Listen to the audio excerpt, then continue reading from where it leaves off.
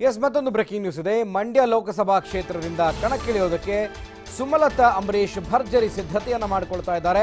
ಸಕ್ಕರೆ ನಾಡಿನಲ್ಲಿ ಸ್ವಂತ ಮನೆ ಖರೀದಿ ಮಾಡೋದಕ್ಕೆ ಅಂಬಿ ಪತ್ನಿ ನಿರ್ಧಾರ ಮಾಡಿದ್ದಾರೆ ಅನ್ನುವಂತಹ ಮಾತು ಕೇಳಿ ಬರ್ತಾ ಇದೆ. ಕೆಲವರು ಅವರ ಅತ್ಯಾಪ್ತರು ಸಲಹೆ ಕೊಟ್ಟಿದ್ದಾರೆ, ಬಾಡಿಗೆ ಮನೆ ಹುಡುಕೋದು ಬೇಡ, ಸ್ವಂತ ಮನೆಯನ್ನೇ ಖರೀದಿ ಮಾಡಿ ಅನ್ನುವಂತಹ ಸಲಹೆಯನ್ನು ಕೊಟ್ಟಿದ್ದಾರೆ ಅಂತ ಕೇಳಿ ಬರ್ತಾ ಇದೆ.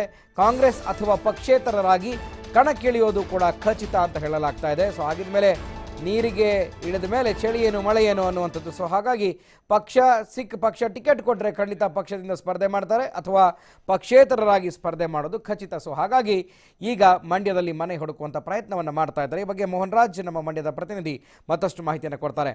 ಮೋಹನ್ ರಾಜ್, ಮಂಡ್ಯದಲ್ಲಿ ಸುಮಲತಾ ಅಂಬರೀಶ್ ಕಣಕ್ಕಿಳಿಯೋದು ಪಕ್ಕ. ಸೊ ಹಾಗಿದ್ಮೇಲೆ ಒಂದು ಕಡೆ ಪಕ್ಷ ಟಿಕೆಟ್ ಕೊಟ್ಟರೆ ಅದರ್ವೈಸ್ ಪಕ್ಷೇತರರಾಗಿ ಕಣಕ್ಕಿಳಿಯೋದು. ಸೊ ಈಗ ಮನೆ ಕೂಡ ನೋಡ್ತಾ ಇದ್ದಾರೆ ಅನ್ನುವಂಥದ್ದು. ಹೆಚ್ಚಿನ ಮಾಹಿತಿ ಮೋಹನ್ ರಾಜ್ ಇದ್ರ ಬಗ್ಗೆ. ಖಂಡಿತವಾಗ್ಲೂ ಗುರುಪ್ರಸಾದ್, ಈಗಾಗಲೇ ಮಂಡ್ಯ ಲೋಕಸಭಾ ಕ್ಷೇತ್ರದಿಂದ ಕಣಕ್ಕಿಳಿತೀನಿ ಅಂತ ನಿನ್ನೆ ಅಂದ್ರೆ ಅಂಬರೀಶ್ ಅವರ 3ನೇ ತಿಂಗಳ ಪುಣ್ಯತಿಥಿ ಇದ್ದಂತ ಸಂದರ್ಭದಲ್ಲಿ ಸುಮಲತಾ ಅವರು ಒಂದು ಹೇಳಿಕೆಯನ್ನ ಕೊಟ್ಟಿದ್ರು. ಅದರಂತೆ ಈಗ ಅವರ ಬೆಂಬಲಿಗರಿಗೆ ಒಂದು ಮಂಡ್ಯದಲ್ಲಿ ಮನೆಯನ್ನು ನೋಡುವಂತೆ ಈಗಾಗಲೇ ಸುಮಲತಾ ಅವರು ಸೂಚನೆ ಕೊಟ್ಟಿದ್ದಾರೆ ಎನ್ನುವಂಥದ್ದು. ಈ ನಿಟ್ಟಿನಲ್ಲಿ ಅವರ ಬೆಂಬಲಿಗರು ಕೂಡ ಈಗಾಗಲೇ ಮನೆಯನ್ನ ಹುಡುಕುವಂತ ಕೆಲಸಕ್ಕೆ ಮುಂದಾಗಿದ್ದಾರೆ. ಅದ್ರ ಜೊತೆಗೆ ಅವರು ಒಂದು ಸಲಹೆಯನ್ನು ಕೂಡ ಸುಮಲತಾ ಅವರಿಗೆ ಕೊಟ್ಟಿದ್ದಾರೆ. ಅದೇನಪ್ಪ ಅಂದ್ರೆ ಈ ಹಿಂದೆ ಅಂಬರೀಶ್ ಅವರು ಕೂಡ ಮಂಡ್ಯದಲ್ಲಿ ಮನೆ ಮಾಡಿರ್ತಾರೆ, ಬಾಡಿಗೆ ಮನೆಯನ್ನ.